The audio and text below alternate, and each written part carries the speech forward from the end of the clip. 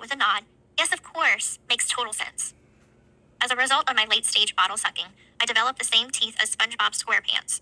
And all my remaining teeth were ultimately extracted for a reason I still don't know. For public appearances, like epilepsy about this time as well, right? Yes, sir. And so they started giving you Tegretol, and it caused your teeth to crumble. Yes, sir. Did you know what was happening at the time? No, I really didn't. I just didn't understand why my teeth were falling out. I had to have them extracted. I just knew I was losing teeth. But you know now you didn't have epilepsy. I know now. And personal information were wrong. So which is it? She didn't know why the dates were wrong, or she changed them to avoid her abusive husband? The blatantly contradicting answers to the same question are so obvious to me as lies. Through my life, yes, she taught me how to be a good liar. A very good liar without any conscience. Pray to God at my personal altar and at Sunday Mass to send me a blessing to make all the ickiness go away. No blessing came. No family members came. My father didn't come. The doctors didn't come. No teacher or principal came. DFS came and left.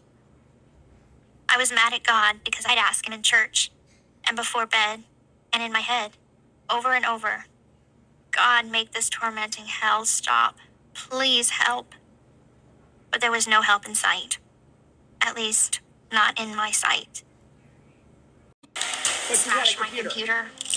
She took me to a You bed. had a computer. And a Tinted the phone. windows so nobody could see what was going on inside the house. So nobody could see inside. And put bells on the doors so if I tried to sneak out again, she could hear. I had asked her, I can go to the bathroom. She didn't chain me, take me to the bathroom, but then chain me back up to the bed.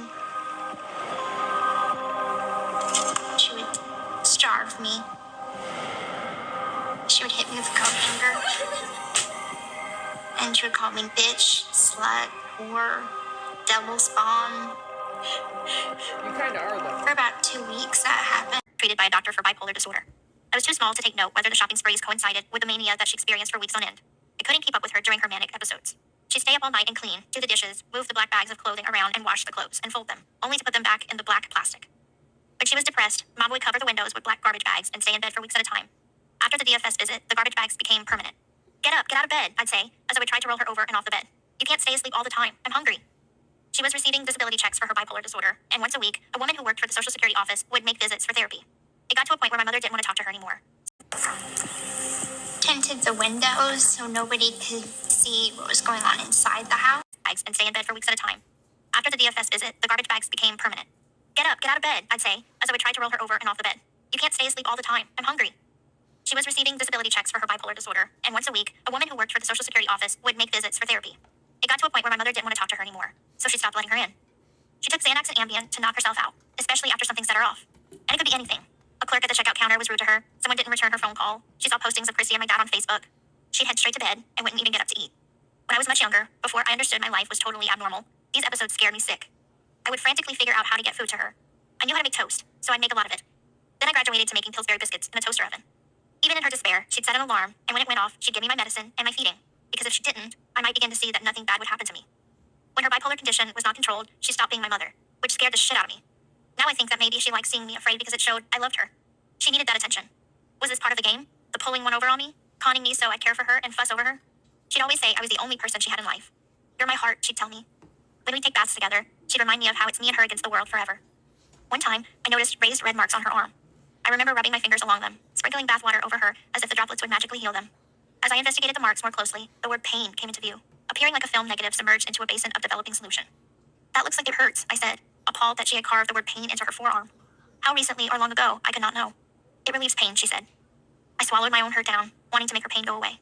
So I bandaged her wounds for her, feeling a sense of purpose, when she said, I help you help me. We take care of each other. She threatened to kill herself on many occasions. You know, Gypsy, I might look big like a rhino, but I don't have the skin like one, she'd say. As I grew older, I realized she was guilting me to control me. At first, it was jarring to hear her blurt out, I just want to die, because I was afraid of what would happen to me. We were all each other had, and I wanted to protect our little family. Over time, it became something she'd say when we were having a disagreement, or I was sassing her. On several occasions, I wanted to know Sassing why my her? mother didn't want someone other than me in her life to love her, make her feel special, and generally be her companion. I began to wish she had someone else, so she would loosen her grip on me, let me go a little. There would be men who asked my mom on a date. Her answer to them was always, my focus is on my daughter. And why do you want me with a man so much, baby? She'd ask me, when I'd see a nice man in the hospital waiting room or at the Ronald McDonald House, and nudge her, as a way to say, go talk to him. I want a daddy, was always my reply. What can you get from a daddy that I can't give you? She'd answer. We both knew it was a rhetorical question. Was she using me as a shield, or was inviting others into our lives going to increase the odds of someone finding us out? The same reason she had kept me out of school and isolated me from her entire family.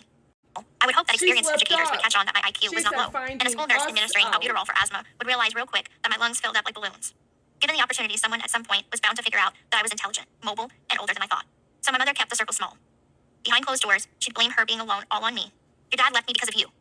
When her shadow side came out during her depressive weeks, that blame turned to disdain, and she'd say in her favorite line, there are 8 personalities in my head, and 7 of them don't like you. On those days, I tried to find a place to hide in our small little house, so to not further clutter her mind. But at nighttime, she'd still come for me, so I could lie all night with her 7 hateful personalities. This is your fault, Gypsy. I do everything for you. I've sacrificed everything. And this is how you repay me? The hits kept coming, even as I pretended to sleep, muzzled with a CPAP machine, choking on my mother's contempt. I even got blamed for her sisters not favoring her, which made it hard for me to form a relationship with all her siblings. My mother positioned a wall between me and her family, the Petries, which is one of the reasons I didn't call them for help. Any failures in my mother's life were because of me. Eventually, there was no one else around to blame. We only had temporary friends, no consistent home, always starting over in a new place. She couldn't blame her family, who she estranged us from. And at this point, I had minimal contact with my dad. Her only constant was me. Okay, hear me out for a second. I know people are going to give me shit for saying this, but just hear me out and listen to what I'm saying. I don't know if this is Gypsy in her own perception, in her own opinion, trying to actually be honest for the first time. But you're going to notice a lot of things are not jiving with things that she has said consistently for the last 9.5 years. And she is slipping up and telling a lot of things that people have theorized or people have found conclusive evidence to show. Like the fact that she had been sucking a bottle for almost 24 years. The fact that that, of course, would rot your baby teeth. Of course, it would rot your adult teeth. Of course, Fancy Maselli and others have always, and I know she's the first person I know of that I can cite, that has always theorized that with Dee Dee's cancer, her diabetes, with her other health issues, that Gypsy was, the roles were starting to be reversed there, where she was starting to be the caregiver. She only knew how to make toast. She only learned how to make biscuits in a toaster oven. She was trying to help her mom. She, of course, lies again about how and why the blacked out windows are there. And so if you really listen, I don't know if this is her really attempting to be truthful. But there's a lot of things that she hasn't really specified or been honest about before. But there's a lot of other new added little details that are just so like, okay, that's crazy. Her talking about her mom having bipolar disorder and all of these things surrounding that. I mean, Gypsy herself is not a psychiatrist or a medical doctor. She's not a nurse. She's not a medical professional. She doesn't have experience in that field whatsoever. So for her to go on and make statements, facts about her mom's behavior and why she did this and why she did that and why she's like, it's all about just abusing her. And I'm sorry, I'm not buying that. Your mom is not here. So you may get away with defaming somebody because they're deceased, but to me, that is still defaming somebody's memory and legacy and life, because she is not here to speak for herself. And you cannot make those kinds of statements as fact for her. That's egregious. But it's also trying to sell the general public a narrative that jives with your defense strategy that you've been riding on for 9.5 years. And it doesn't make sense, because we know the truth is that Gypsy and Dee Dee, now to a certain extent, to a certain age, yes, any child that is complicit with anything their parent is doing, good or bad, it may be called abuse. I'll give you that. But to a certain age, she was complicit. She was partaking. It is medically documented. It is documented in several other areas other than just her medical records.